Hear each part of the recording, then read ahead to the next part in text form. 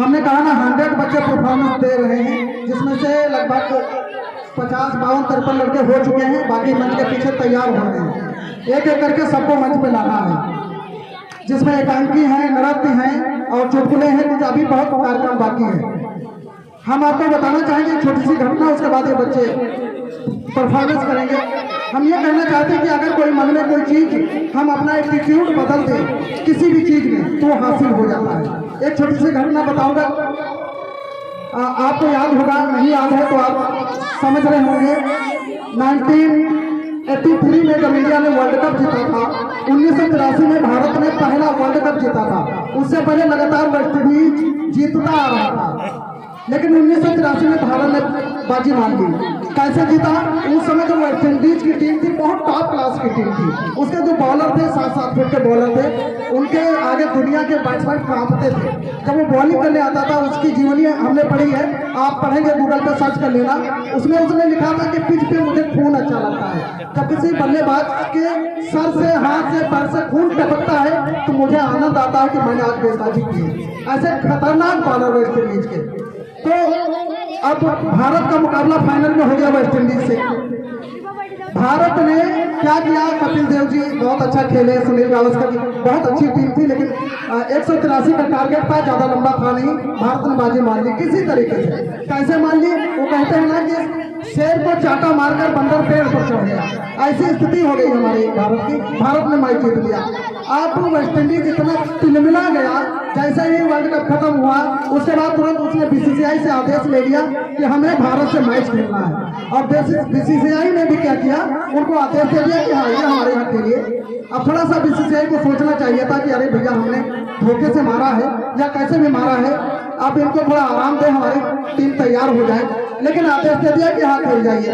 अब 5 वनडे खेले West Indies ने भारत से, भारत की धरती पर आके 5-0 से जीता। और स्कोर क्या होता था? जिसमें 7 या 8 बल्लेबाज एक मैच में आउट करता था। गूगल पे आप नाम सर्च कर लेना, मुझे याद नहीं आ रहा है उस समय। सबसे खतरनाक बॉलर था 1983 का। अब उसमें ऐसी स्थिति हो गई कि आ बैल मुझे मार, बुला लिया, 5-0 से हम हार गए। उसके बाद क्या हुआ? टेस्ट शुरू हुआ। टेस्ट 3 दिन में खत्म कर दिया वेस्ट इंडीज ने। 5 दिन का मैच 3 दिन में खत्म, और उसमें 12 विकेट लिए उस गेंदबाज ने, 12 विकेट लिए।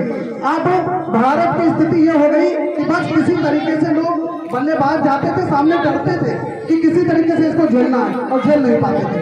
फिर क्या हुआ? काउंसलिंग कराई गई। अब एक टेस्ट मैच हो चुका था, 2 टेस्ट बाकी थे। फिर क्या किया? मनोवैज्ञानिक बुलाए गए और भारतीय टीम की काउंसलिंग कराई गई कि आखिर में हम क्यों हारते जा रहे हैं, इस बुरी तरीके से हारे हैं। अभी वर्ल्ड कप हमने जीता है, अब तो हम पूरे वर्ल्ड में अपनी बदनामी हो रही है। काउंसलिंग में एक बहुत ही बड़े बड़े मनोवैज्ञानिक बुलाए गए, पहुंचे वो। उन्होंने कहा कि आप अपना एटीट्यूड बदल दीजिए, जो खेलने का स्टाइल है आप बदल दीजिए। आप ये ना समझे कि सामने कौन है, आप ये समझे कि आप दुनिया के सर्वश्रेष्ठ बैट्समैन हैं। आप ये ना देखें कि बॉलिंग कौन कर रहा है, आप ये देखिए कि मैं सर्वश्रेष्ठ हूँ, आपके हाथ में बैट है। आप ये देखिए कि हम सबसे महान हैं, हमसे महान कोई नहीं है। आप एटीट्यूड बदल दीजिए, आने वाला क्षण आपका होगा। अगले दिन मैच था, टेस्ट, दूसरा टेस्ट मैच था। जैसे ही मैच शुरू हुआ, वो गेंदबाज ओवर लेके आया। अब सब यही समझते थे कि पहले ओवर में 2-3 विकेट ये ले जाएगा, लेकिन एटीट्यूड भारत का बदल चुका था। जैसे ही बॉलिंग करने आया, लगातार 4 गेंदों पर 4 चौके सुनील गावस्कर जी ने मारे, और वहीं से भारतीय टीम का इतिहास बदल गया। उसने अपनी जीवनी में लिखा है, आप पढ़ सकते हैं उसको। उसमें लिखा कि जैसे ही मेरी लगातार 4 गेंदों पर 4 चौके सुनील गावस्कर जी ने मारे, मुझे लगा कि आज के बाद भारत का इतिहास बदल जाना है, और तब से बदल गया।